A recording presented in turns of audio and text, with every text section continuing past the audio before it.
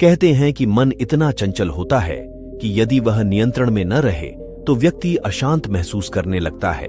ये अशांति मन में एक पल में आने वाले सैकड़ों सवालों के कारण होती है और यह अशांति तब तक बनी रहती है जब तक कि व्यक्ति को मन में चल रहे सवालों का जवाब नहीं मिल जाता। ऐसे में तो यही लगता है कि मन को शांत रखना बेहद जरूरी है।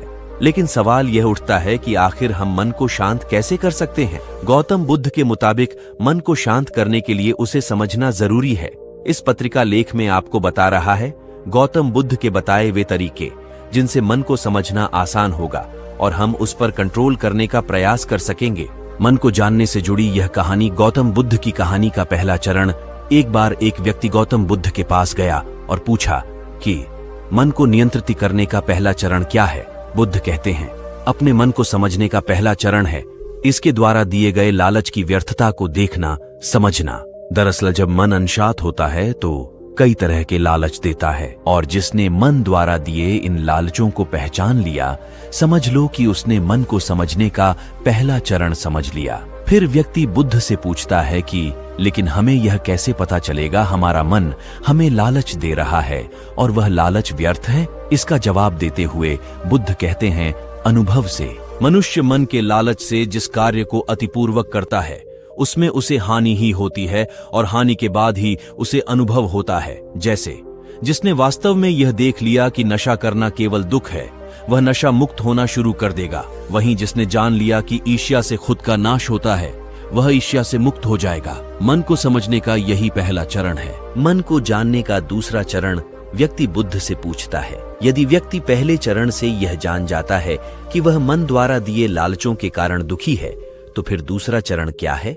बुद्ध कहते हैं, खोज पर निकलना। दूसरे चरण के लिए ऐसे व्यक्ति की खोज पर निकलना होगा जो पहले ही अपने मन को जानकर इससे मुक्त हो चुका है। मन को जानने का तीसरा चरण व्यक्ति कहता है कि लेकिन ऐसे व्यक्ति की पहचान कैसे होगी?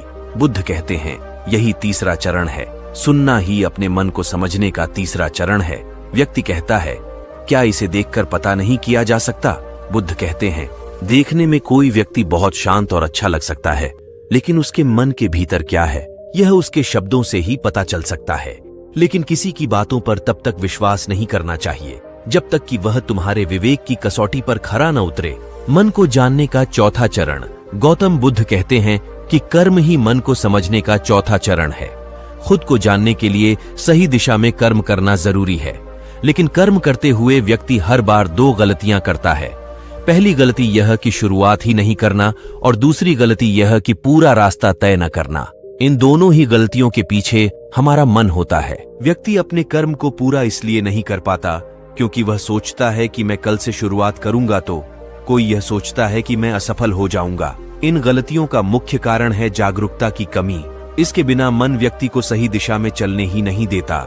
मन को जानने का पांचवा चरण गौतम बुद्ध कहते हैं कि मन को जानने और समझने का पांचवा चरण है जागरूकता। इसीलिए हर कार्य को जागरूकता के साथ करें। बिना जागरूकता के साथ किया गया कार्य या फिर जिया गया क्षण मृत्यु के समान है। व्यक्ति बुद्ध से पूछता है, अपने जागरूकता के स्तर को कैसे बढ़ाया जा सकता है? बुद्ध ने जवाब दिया, ध्यान से। मन को जानने का छठा और अंतिम चरण ध्यान ही मन को जानने, समझने और नियंत्रित करने का अंतिम चरण है।